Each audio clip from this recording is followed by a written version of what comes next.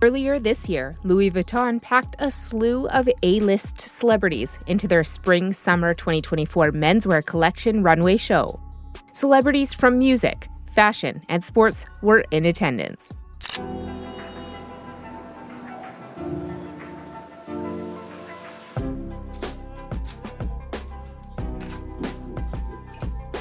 Place cards for this event almost got imploded into pieces with names like Kim Kardashian, Naomi Campbell, Pharrell Williams, Beyoncé, Jay-Z, Rihanna, LeBron James, Lewis Hamilton, and many more. Louis Vuitton has held the title for the world's most valuable luxury brand for more than a decade. LV has been holding up this scrumptious event every year for more than a decade. They're known for inviting top celebrities to the event to create a luxurious and exclusive atmosphere and to generate buzz and media coverage for the brand. This type of event, however, is not exclusive to LV. It's a common practice for almost all luxury fashion brands. But where do these companies generate the money used to organize these big events? Well, from you, the consumer, of course. They profit from you and the rest of the population who fiend for and pay top dollar for their high-priced luxury goods. And the people benefiting from all of this are the luxury brand companies and your favorite celebrities who make those luxury products appealing to you and make you feel FOMO, or fear of missing out, when you don't own a piece of their expensive and so-called exclusive products.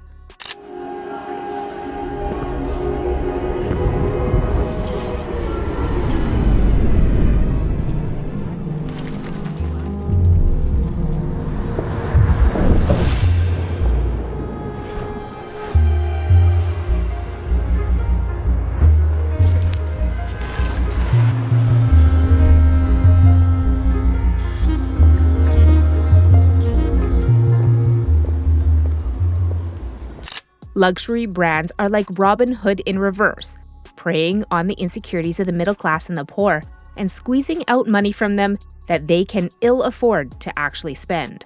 One of the ways they achieve this effectively nowadays is through social media and celebrities. These companies spend heavily on social media campaigns and pay celebrities huge sums to wear and promote their products.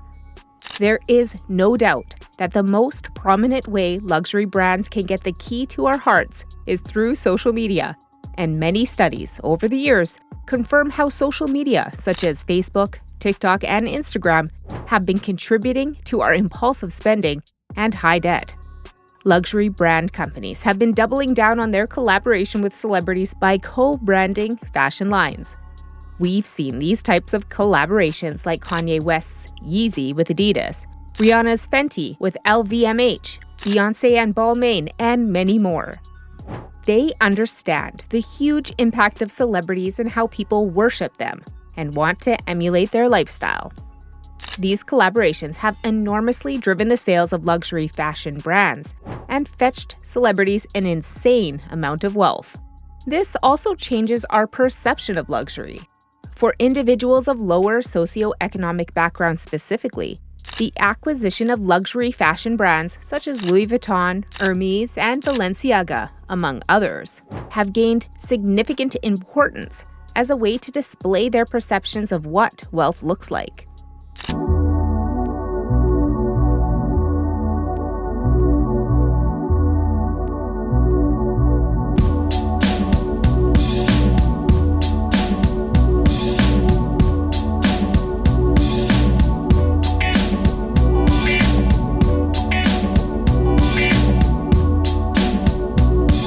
This is why brands like Gucci and Louis Vuitton are so popular among those of the middle class and poorer segments of our society.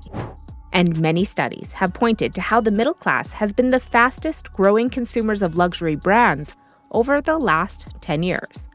The younger generation is also increasingly feeling the pressure to accumulate savings to afford their desired designer brands, which often come at a premium price. But what most don't realize is that the exorbitant amounts we pay for these luxury fashion products are not for the actual products. A significant portion of the price of luxury goods is attributed to branding, marketing, lavish fashion shows, and costly celebrity endorsements. A study conducted by McKinsey and Company found that the average cost of production for a luxury handbag was only 14% of the retail price. To put that into perspective, it only cost Louis Vuitton $420 to produce that fancy $3,000 purse on your arm. The same is the case for many other luxury fashion products. Exclusivity, brand name, self-esteem, and self-worth are what these companies are actually selling our fragile egos. And it is amongst us that can least afford it that are spending the most on luxury fashion brands nowadays. You rarely see billionaires and CEOs from Fortune 500 companies styling these designers. And when they do wear designer clothing, it's more than likely logoless and one you've probably never heard of before. Mark Zuckerberg, Elon Musk, Warren Buffett, and most millionaires and billionaires choose to keep a modest wardrobe, undoubtedly because they are actually wealthy and have nothing to prove to the general public regarding their wealth. I'm happy in a pair of khakis and a sweater, so I don't need fancy clothes. I don't need fancy food. Do you have an iPad? I do not have an iPad. iPhone? No. Whereas many in the middle and lower income classes desperately want to prove or even fool society and their peers as to how well they are doing in life with their name brand clothing, luxury vehicles, and homes with mortgages that are sometimes way more than they can actually afford. Humans, like other social animals, exhibit a strong tendency towards hierarchical structures, constantly striving for higher positions within them. Luxury fashion brands incentivize this human nature to prey on our insecurities. Middle-class people are now the most targeted demographic for luxury fashion companies. These companies understand that poor and middle class believe that they need to wear their net worth on their bodies to earn respect in society. The notion of fake it till you make it has become increasingly ingrained in our values. The poor and middle class are getting more effusive on social proof and acceptance.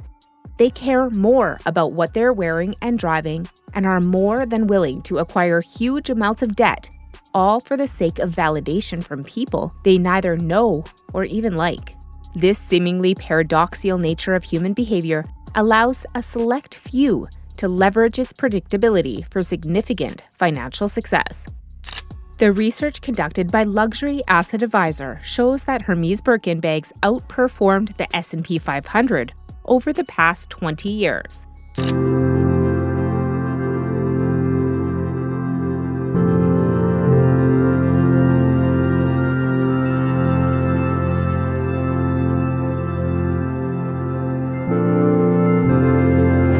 Birkin bags had an average annualized return of 14.2%, while the S&P 500 had an annualized return of 8.5%. The Hermes family are the major shareholders of the company, worth more than $100 billion. The second major shareholder is Louis Vuitton Moet Hennessy, the French fashion conglomerate that owns almost everything in fashion. LVMH CEO Bernard Arnault is the second richest man in the world behind Elon Musk. But he's not the only billionaire in the fashion industry. There are plenty of others, like Amancio Ortega, Francois Pinault, Phil Knight, Miuccia Prada, and many more. There are more than 30 billionaires in the fashion industry, according to multiple sources. And while credit cards have been wrecking the financial well-being of millions of Americans for decades now, buy now, pay later is the new wolf in sheep's clothing big corporations have introduced to the poor and middle class. Huge tech companies like Apple, Google, Microsoft, and Amazon have entered the buy now, pay later space, funding our impulsive spending and unnecessary wants by making it easier than ever to increase our personal debt by spreading out payments on the latest and greatest gadgets and luxury fashion brands. According to the Statista Global Consumer Survey 2023, the top category for buy now, pay later usage is apparel and accessories. And we're pretty sure that by now you can guess the social classes that use the BNPL the most. One of the ways billionaires get richer is by keeping the poor and middle class financially stagnant. They understand that this strategy works well on people who cannot mentally rebel against this craftiness. But should the rich be blamed or deemed evil for merely taking advantage of capitalism in a society in which people are free to spend their hard-earned money in whichever way they choose? The middle and lower class make up 79% of the U.S. population, with a median income of $44,000 per individual and an average annual household income of around $87,000. And yet, studies show that these classes are the biggest consumers of luxury brands, while more than 63% of Americans say that they don't have enough savings to cover a $500 emergency expense. Another way luxury fashion brands pressure us to buy their products is the false sense of exclusivity they create around their products. Luxury fashion brands manipulate perceptions of exclusivity through limiting availability, sophisticated marketing, and exorbitant prices. Another eye-opening example of this is the fact that Hermès says its prices are based on its costs, which include the many man-hours and fine materials that go into the making of their bags. Yet, according to Luca Solca, an equity analyst at Exane BNP Paribas, the actual production cost of a $10,000 Birkin bag is around, are you ready for this? A mere $800. This is the Himalayan crocodile Birkin with white gold detailing and 245 diamonds. It is one of the most expensive Birkin bags in the world. These tactics create a false sense of belonging and unattainability, driving profits while masking the true value of the products. Luxury fashion brands have been taking extreme measures to maintain product exclusivity, including incinerating unsold items. Burberry, Richemont, LVMH, and many other luxury fashion brands are complicit in this. What these brands sell to us is a pseudo-status we mistake or fake as success. Ultimately, it's not how much you earn, but how much you keep. And while the argument that wealthy individuals don't prioritize luxury fashion brands due to a lack of need to demonstrate status holds merit, it's important to acknowledge that many of them also cultivate a frugal lifestyle from the outset. In the end, what you choose to spend your hard-earned money on is your choice. We just hope that this video has provided you with a bit of insight into the true value of so-called luxury fashion. Somewhere beyond the sea, she's there watching for me. Thanks for watching, and we'll see you next time.